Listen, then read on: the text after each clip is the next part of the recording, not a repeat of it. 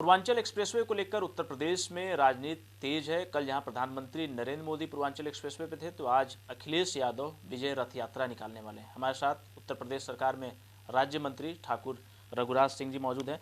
मंत्री जी, प्रधानमंत्री नरेंद्र मोदी कल थे एक्सप्रेसवे पर और आज अखिलेश यादव उतरने वाले हैं और उनका कहना है कि परियोजना उनकी थी, आप लोगों ने फीता काट दिया। देखिए रवि जी, मैं आपके माध्यम से कहना चाहूँगा कि ये झूठ इनका झूठ फरेब, जैसे कि इन्होंने टीके के लिए, वैक्सीन के लिए कहा था कि ये वैक्सीन जो है मुस्लिम लोग ना लगाएं, ये नापाक है, ऐसी अफवाह फैलाई और सबसे पहले बाप बेटा दोनों ने लगवाई। ऐसे ही ये झूठ की अफवाह आदरणीय योगी जी का ये प्लानिंग हुई। योगी जी ने अपने ही कार्यकाल में पूर्वांचल एक्सप्रेस का उद्घाटन कर दिया। ये तो यमुना एक्सप्रेस में आधा अधूरा काम करके चले गए और कमीशन खोरी करके और चले गए और उद्घाटन भी कर गए थे, जबकि यमुना एक्सप्रेस वे चलने लायक नहीं था। आदरणीय योगी जी ने यमुना एक्सप्रेस को पूर्ण किया है। तो इसलिए ये तो झूठ फरेबी जालसाज लोग हैं। हर बात में झूठ इनको बोलना है, झूठ बोल के बरगलाना है। अब बताइए, मैं आपके माध्यम से इनसे पूछना चाहता हूं, अखिलेश जी से, आपने क्यों लगवाया टीका? भाई पूरे परिवार को लगवाया, आदरणीय मुलायम सिंह जी को लगवाया, क्यों लगवाया? जब टीका खराब था तो नहीं लगवाना चाहिए था। तो ऐसे इनकी झूठ बोलने की आदत है इनको। आदरणीय मोदी जी, आदरणीय योगी जी, ये ऐसा बढ़िया देश में काम कर रहे हैं कि 45 किलोमीटर पर डे हाईवे बनना है। पहले कांग्रेस के टाइम में 2.5 से 3 किलोमीटर बनता था और उसमें घूसखोरी, कमीशनखोरी थी।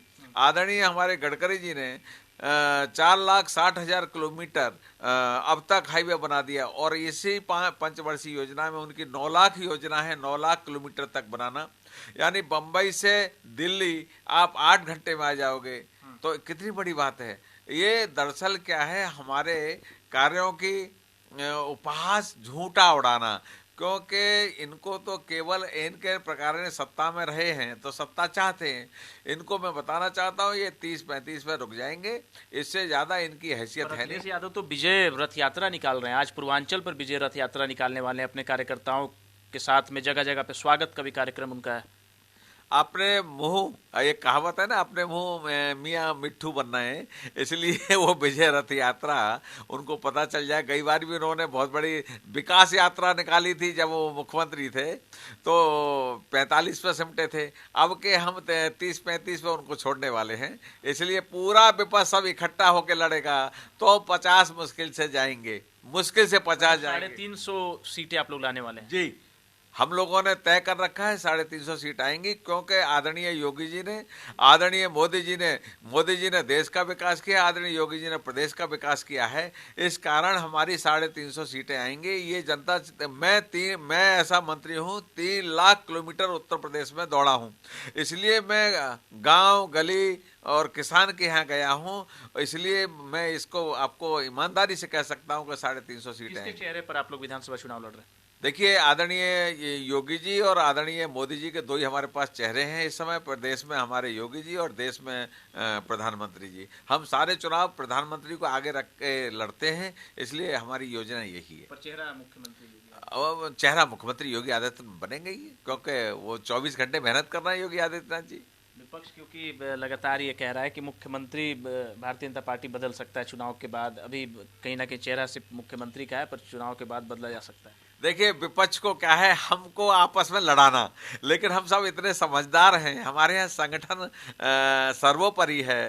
क्योंकि इतने समझदार हैं, हम सब जानते हैं कि ये क्यों लड़ाना चाहते हैं, क्योंकि हम आपस में बिखर जाएं। लेकिन भारतीय जनता पार्टी इतना बड़ा संगठन है देश का, और पूरे विश्व में आज हम 14 करोड़ की हमारी सदस्यता है। तो ये हमारे लिए कहते हैं नाती पोते होते हैं, उससे भी बहुत छोटे हैं।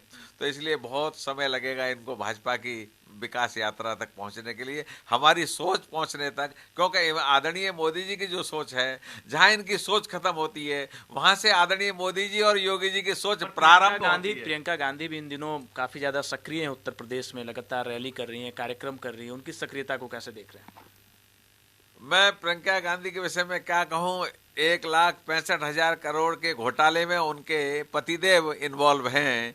तो ऐसे लोग क्या तो विकास करेंगे, क्या तो सरकार बनाएंगे। एक आध दो चार सीट आ जाए तो कहता नहीं हूं, लेकिन कांग्रेस को नकार चुकी है जनता। देखिए, कृपात्री महाराज ने सन 71 में इंदिरा गांधी से रोते हुए कहा था, 465 साधुओं पर जो गोली चलवाई थी, उन्होंने कहा था कि एक दिन इंदिरा गांधी ऐसा आएगा कि तेरे वंश के लोग जनेऊ ऊपर डालेंगे, कहेंगे हम ब्राह्मण हैं, लेकिन जनता स्वीकार नहीं करेगी। आज वह दिन आ गया है कि जनेऊ ऊपर डाल के, इनको गोत्र का पता नहीं है, वो जनेऊ ऊपर डाल के गंगा जी नहा रही हैं। ये कभी मंदिर नहीं जाते थे, इनके मंत्री कोई मंदिर नहीं जाते थे। अब प्रियंका गांधी खुद जाके कहती है मैं हिंदू हूं। हिंदू तो हो ही नहीं सकते, कैसे हिंदू होंगे? हिंदू इसलिए नहीं हो सकते जिनका पिता और जिनका बाबा पारसी हो, फिरोज खान हो, तो कैसे हिंदू हो सकते हैं? तो हिंदू तो है नहीं, इसलिए अब हिंदू अपने आप को बनना चाहते हैं। अब इनके समझ में आ गया है केवल हिंदुत्व के नाते देश में और प्रदेशों में हमारी सरकार है। अब पहले केवल एक मुस्लिम वोट बैंक के माध्यम से ये लोग सरकार चलाना चाहते थे, अब इनको पता चल गया कि हिंदू जग गया है। तो अब मोदी जी और योगी जी हिंदू के हमारे चेहरे हैं। हिंदुत्व का देश में और नहीं विश्व में, क्योंकि आज हमारे आदरणीय मोदी जी विश्व काउंसिल, सिक्योरिटी काउंसिल के अध्यक्ष हैं। और देखिए, पहली बार हमारे आदरणीय मोदी जी के नेतृत्व में विश्व के जो न्यायाधीश बने हैं दलवीर भंडारी जी, 9 साल के लिए बने हैं, ऐसा पहले कभी नहीं हुआ। तीसरा मैं आपको बताना चाहता हूँ, चाइना ने सन 62 में लड़ाई युद्ध लड़ा तो नेहरू से 65,000 किलोमीटर जगह ले ली, लेकिन आज आदरणीय मोदी जी से 1 इंच जमीन नहीं ले पाए। और आज पता है उनको कि ईंट का जवाब पत्थर से मोदी देने वाले हैं। मैं आपको इस आपके माध्यम से ये भी कहना चाहता हूं, पाकिस्तान को तो छोड़िए, चाइना भी नक्शे पर नजर नहीं आएगा। आज हिंदुस्तान इतना मजबूत है, इतना कभी मजबूत हुआ नहीं था।